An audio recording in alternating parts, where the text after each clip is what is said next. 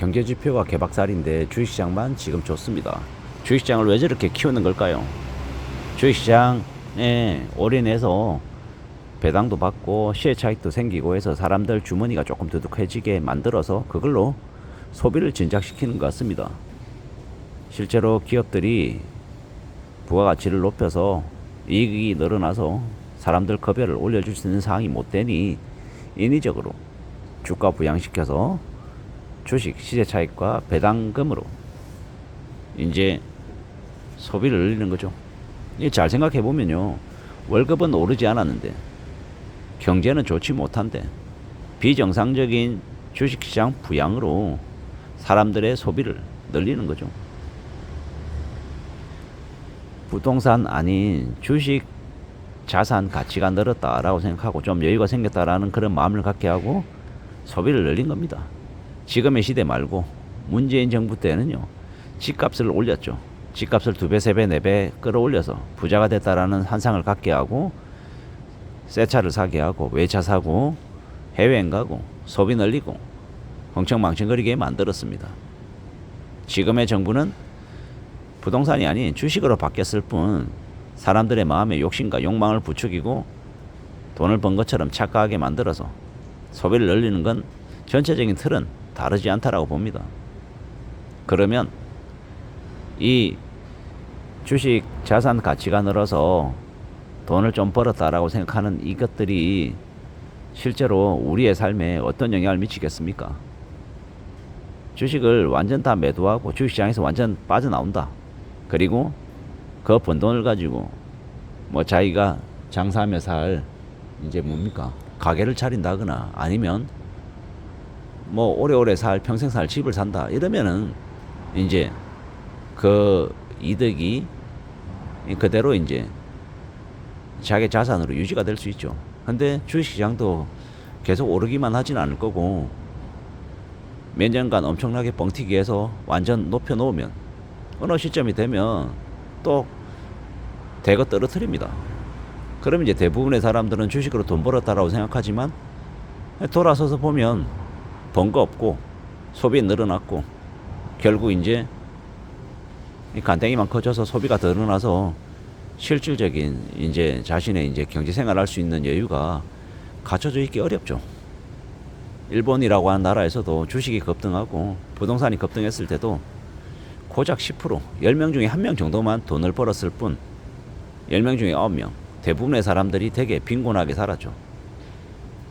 한국도 마찬가지일 것이고 한국이든 필리핀이든 미국이든 유럽이든 독일이든 프랑스든 어디든 경제적으로 여유를 갖추고 사는 사람들은 뭐 고작 10명 중에 1명 정도, 정말 많으면 한 2명 정도, 그리고 한 대부분의 사람들은 그냥 이제 힘겹게 살죠. 물론 선진국에서는 부유 중산층인데 좀 여유롭게 사는 사람들, 뭐 그런 삶을 추구하는 사람들이 있죠.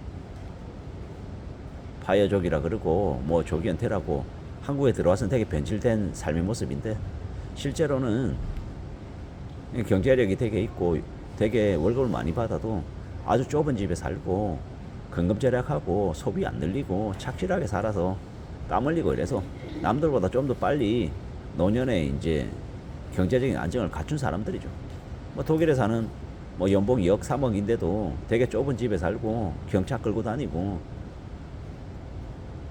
집에서 밥 먹고 술 마시면 그냥 맥주병 하나 들고 안주 없이 반나절 내내 떠들고 사는 그런 사람들.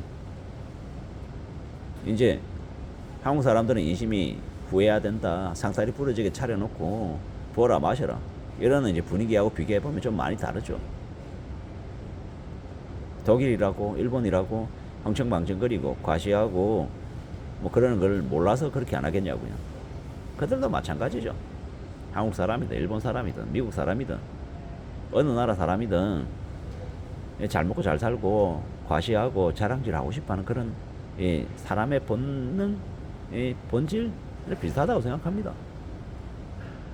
근데 이제 흥청망청거리고 과시하고 욕심 부리면 그에 대한 대가를 치르는 거고요. 누가 그런 얘기를 하더라고요. 태어날 때 가난한 건 자기 죄가 아닌데 나이가 들어서 가난한 건 자기의 죄일 수 있다고.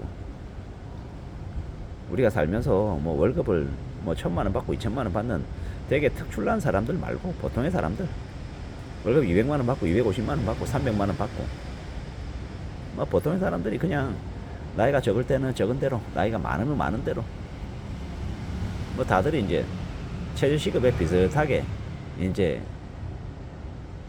받으며 사는 사람도 되게 많은데 욕심 안 부리고 자기 분수에 맞춰 살면 그러면 또 살아지더라는 겁니다. 과거에 비해서 우리의 부모 세대나 그 위 세대하고 비교하면 정말로 경제가 어려워서 밥을 굶거나 되게 힘겹게 사는 사람들은 예전에 비하면 많이 줄었죠. 근데 잘 생각해 볼 건 과거보다 훨씬 더 절대적인 수준에 이제 먹고 사는 건 분명히 좋아졌는데 사람들의 욕심이나 탐욕의 수준도 또 많이 늘었죠. 무리하지 않으면 무리하게 일 버리지 않으면 괜찮을 수 있는데 욕심 부리다가 폐가 망신하는 사람들도 되게 많습니다.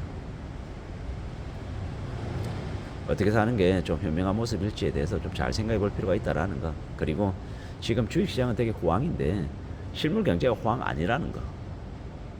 그리고 많은 사람들이 윤석열 정부든 이재명 정부든 그전 정부든 나라가 사람들을 다 어떻게 부유하게 해주고 가난하게 해주고 가난하게 만들고 되게 어떻게 한다 뭐 이런 얘기들을 많이 하지만 뭐 정부가 개개인의 삶을 어떻게 다 통제해주고 챙겨주고 하겠습니까? 결국 개개인들 가정에서는 가장이 부모가 그 역할을 해야 자식들이 굶지 않는 거고 살아가는 거고 각 구성원들이 자기 입장에서 해야 될 것들을 하고 도리 맞춰서 살고 욕심 안 부리고 남들보다 좀 더 열심히 일하겠다. 남들보다 좀 더 굳은 일을 마다하지 않고 하겠다. 남들 잘 때 내가 좀 더 일하겠다. 좀 더 공부하겠다. 이런 마음으로 살아야 그래야 자신의 삶이 남들보다 조금 나아지더라는 겁니다. 월등히 나아지지도 않고요. 남들 보면 인사 먼저 하고 뭐 남들에게 밥 사고 커피라도 사고 남들에게 베푸는 사람을 좋아라 하지.